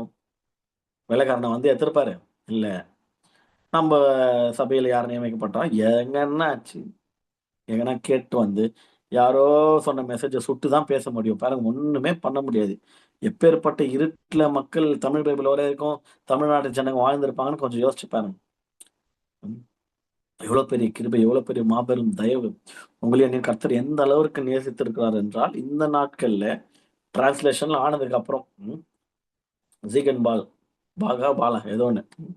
அவருடைய அந்த அவருடைய பங்கு எந்த அளவுக்கு ரொம்ப முக்கியம். நம்மளுடைய இந்த நாட்கள் ஜாலியா டெய்லி தியானம் அந்த மாதிரி பண்றீங்கன்னா, அந்த டிரான்ஸ்லேட்டருடைய பங்கு எந்த அளவுக்கு முக்கியம். அதுல மிஸ்டேக்ஸ் நெறைய இருந்துச்சு. நான் படிச்சிருக்கிறேன். அதுக்கப்புறம் நெறைய சேஞ்சஸ் எடுத்துட்டு வந்தாங்க. நெறைய வார்த்தைகள் பிழை, எழுத்து பிழைலாம் மாற்றி, மாற்றி, மாற்றி பைபிள் நல்லா ரிஃபைன் பண்ணப்பட்டு லாஸ்ட் செஞ்சுரியில தான் கம்ப்ளீட் பைபிள் நம்மகிட்ட வந்திருக்கு. கர்த்தர் தீர்மானித்திருக்கிறார். நான் இப்படிதான் பார்ப்பேன் பெர்சனலா. நெல்சன் 1994ல பொறக்கணும். அதுக்கு முன்னாடி பைபிள்லாம் முடிச்சுது. என் புள்ள வந்ததுக்கு அப்புறம் டிரான்ஸ்லேஷன் எரரு, இந்த சேஞ்சஸ் இதுக்கெல்லாம் டைம் கிடையாது. என் புள்ள என்ன பரிபூர்ணமா தியானிக்கணும். அவன்கிட்ட கம்ப்ளீட் பைபிள குடு. அவனுக்கு புரியிற அவனுடைய சொந்த தாய்மொழியாக தமிழ்ல குடு. இதற்காக எத்தனை தலை உருளுச்சுன்னு எனக்கு தெரியாது.